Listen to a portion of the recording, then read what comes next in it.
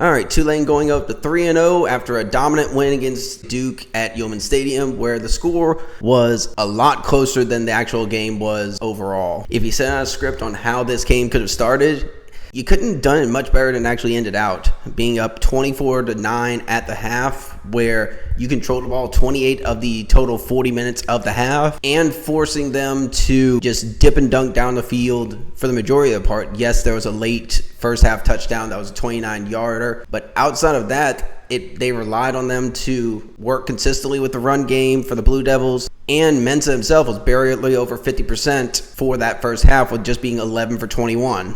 You had Maurice Turner not start for the game and not even play at all in the game. So you had a combination of three runners between Javen Gordon, Arnold Barner, and Jabari Mobley.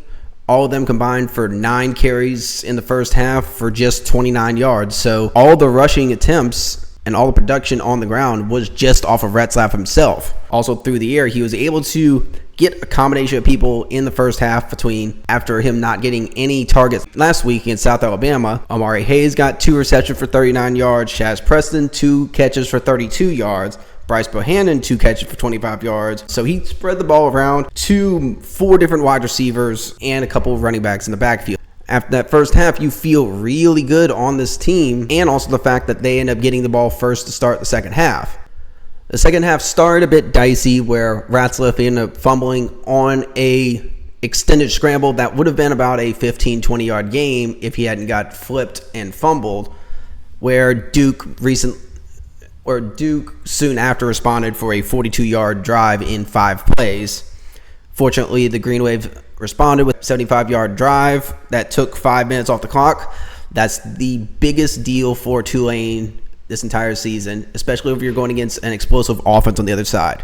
When you're able to extend these drives, be able to consistently contribute to the run game, whether it being very successful or not. Yes, you had a lot of Retzlaff's RPO scrambles that he was able to get a decent bit of yardage, but the fact of you dominating the first half time of possession as much as you did by basically 18 minutes, you want to keep running the ball, keep controlling the clock more and more. That defense is going to wear down. It happened in the Illinois game to where that ended up being a blowout, that they were finally able to run up against the Blue Devils defense. This time, it did not end up working that same way, but after that first touchdown drive in the second half, and they gave Duke a chance to come back into this game. Fortunately, it was a lot of too little too late for the Blue Devils, to where Duke had got it down to a 1-possession game whenever they took a extended penalty that had guided them down to a 47-yard field goal, which cut it to 7. Tried for an onside kick with less than a minute left. And once they recovered, all was said and done. 34-27, the Blue Devils fall to 1-2. Tulane goes to 3-0, and they will be going to the University of Ole Miss in Oxford next week for their first matchup against an SEC opponent, where last year between regular season and the bowl game were 0-2 against Oklahoma and Florida respectively. Now for the entire game, Mensah, after, yes, the rough start, a lot of times he ended up having to dink out into empty space for a bunch of receptions by the running backs, to where his stat line looks a lot better than it really was. A lot of it ended up being just a bunch of dead yards. 30 for 51, 313 yards, 3 touchdowns, 1 interception. One thing that Duke was able to do in this game that they really weren't able to do in the first 2 games of the season is they were able to get a decent run game for a total of getting 139 yards rushing on 24 carries, just under 6 yards a carry.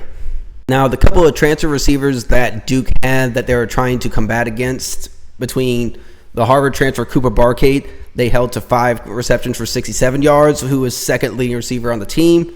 And then you had the Oklahoma transfer Andrell Anthony. They held for 2 receptions for 12 yards for the game. And for a good majority, especially in the first half, the defense ended up being a little bit more lackluster in the second half. There was only 2 plays in the first half over 20 yards for the Blue Devils on offense. Yes, they were able to get more consistent production from Quayshawn Brown with 81 yards in the game. They got a long 39-yard pass to Chase Tyler. Queen, they had 12 receptions that ended up going to the running backs. So just got those sustained drives that Tulane had been doing so much in the first half and the Blue Devils couldn't. Now, Retzlaff passing for the game ended up being 15 for 23 with 245 yards, no touchdowns, no picks. Ended up being his most productive game through the air despite not getting any touchdowns. 65% completion percentage.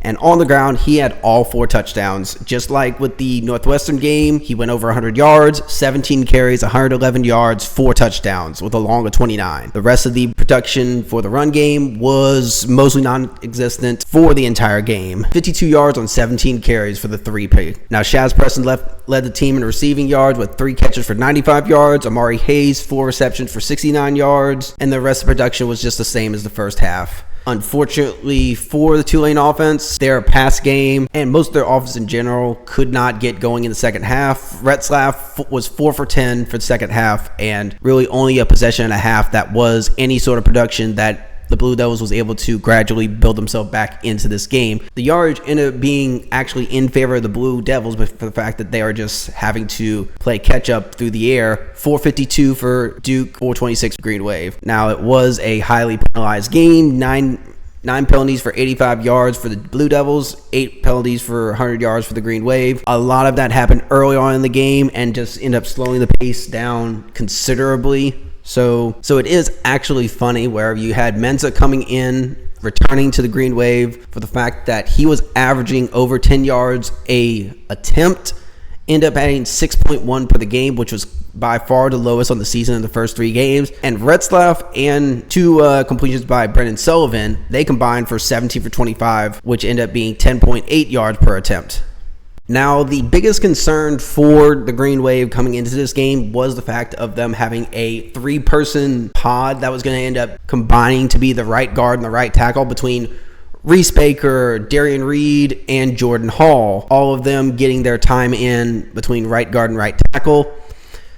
And by Pro Football Focus grading, none of them really did that great. Jordan Hall was actually solid at right guard for the majority of the game in his 48 snaps. But overall, they only gave up 1 sack for the game, and most of this only ended up impacting the running game. Yes, Duke's pressure did end up affecting some of Retzlaff's throws. Whenever he did get pressured, he got pressured 9 times, 4 by guard Reese Baker. So the entirety of that O-line is still not set. Whenever you go into Ole Miss, that's going to be another factor. You got to try and help to assist that right side of the line, be able to essentially cut some of the pass rushers and be able to get some protection on the right side of the line for Retzlaff to be able to maneuver in the pocket and to be able to decide between his RPO attempts. But defensively, yes, they were not able to get Mensah on the ground for a sack at all in this game, but they pressured him throughout the game.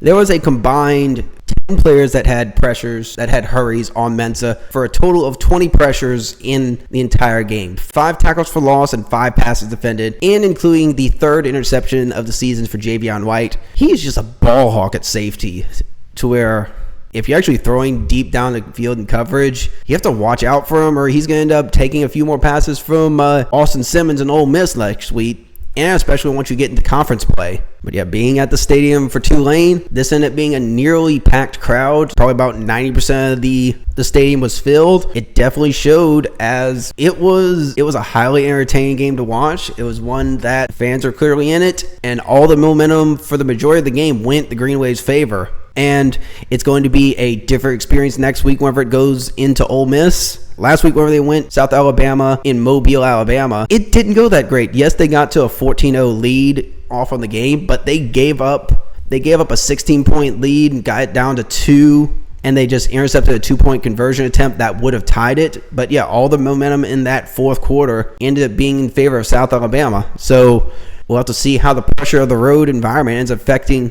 You'll have to see if Maurice Turner comes back, if you actually get any production out of Ty Thompson if he comes back. But at this point, 3-0 against all non-conference opponents, with Ole Miss being the last non-conference opponent of the season going into conference play. This is exactly where Tulane wanted to be, and for this point going forward, they're going to be favored in every other game the rest of the season outside of that Ole Miss game next week. Now, you had Tim Brando going on local shows saying that he does believe that Tulane is going to go into Oxford and beat the Ole Miss Rebels. Ole Miss in 2 SEC games, they've kind of had a bit of struggles to be able to put away Kentucky, who they beat by 7, but Kentucky is thought to be one of the worst teams in the SEC, and then they had just another close victory against Arkansas this weekend. So not really convincing wins against either team. That's probably going to be towards the bottom portion of the SEC. So Tulane actually has a pretty good shot on this game, and it's going to be a close matchup, at least in projections. More previews on that game is going to be coming shortly. Thank y'all for watching. Please like and subscribe down below if you enjoy the content. More Tulane content is going to be coming soon. I was at Texas last week. We'll see what goes for the rest of the month and the rest of the season. But thank y'all for watching. See y'all in the next one.